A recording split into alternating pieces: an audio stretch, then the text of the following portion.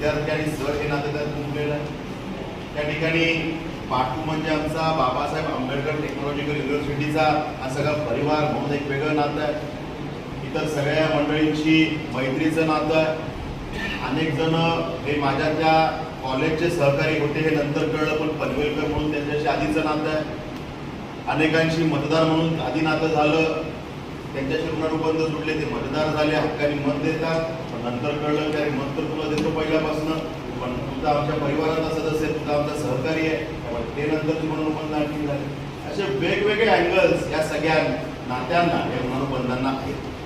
त्यामुळे आपल्या सगळ्यांमध्ये आल्यानंतर कुठंतरी मन हरवून जातं आणि मनाला एक वेगळं आत्मिक समाधान लाभतं की मी माझ्या हक्काच्या सहकाऱ्यांबरोबर कुठल्या तरी कार्यक्रमात आहे.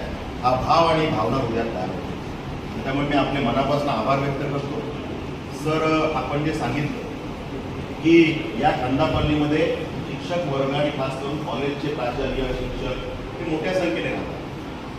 खरं तर अनुभवांची शिदोरी पाठीशी असलेली सगळी मंडळी आणि त्यामुळे या पनवेल विधानसभा क्षेत्रात चांगलं काम करतात, या पनवेलच्या विकासाचं काम करतात. आपल्या सगळ्यांचे सकारात्मक इनपुट्स हे वेळोवेळी मला लागतात आणि त्यामुळे यांच्याबरोबर आपण वेळोवेळी एखादा चहाचा कार्यक्रम करू शकतो का, मी अधिवेशनात काय म्हटलं पाहिजे, कुठल्या विषयाला घेऊन आपण पुढे गेलं पाहिजे, भविष्यातल्या 20 वर्षानंतरचं पनवेल आणि त्यासाठी टप्प्याटप्प्यानं करायच्या गोष्टी त्या विषयात आपल्यात कुठेतरी विचार मंथन होणं गरजेचं. अशा पद्धतीने काही छोट्या कार्यक्रमांचं आयोजन करतात. त्यामुळे अशा पद्धतीने आपण जर केलं तर काही एक मोठा इंटलेक्च्युअल वर्ग या सगळ्याचा इकोसिस्टम म्हणून माझ्याबरोबर जोडू शकेल. आपण सगळे मिळून त्या ठिकाणी पुढे जाऊ शकतो.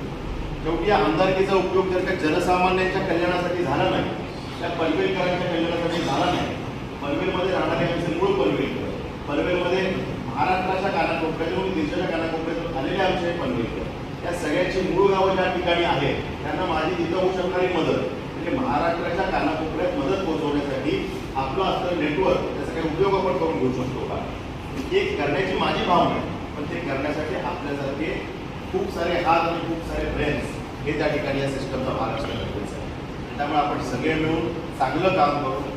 आपण सगळेजण त्या ठिकाणी एक परिवार म्हणून या सगळ्या प्रवाहामध्ये ताकदीनं समोर जाऊ एवढंच सांगतो. विनायक पाटीलजी, आपले जे विषय आपण सगळे चर्चा केलेली आहे आमच्या सहकाऱ्यांबरोबर, त्यातले जे विषय आपण चांगल्या पद्धतीनं सोडवू शकू त्यात आपण प्रामाणिकपणे प्रयत्न करू. सरकारी उपक्रमांच्या माध्यमातून आपल्याला काही मदत मिळू शकणार असेल तर ती आपण मिळवण्यासाठी मला सांगितलं पाहिजे, त्यात आपण मदत करू.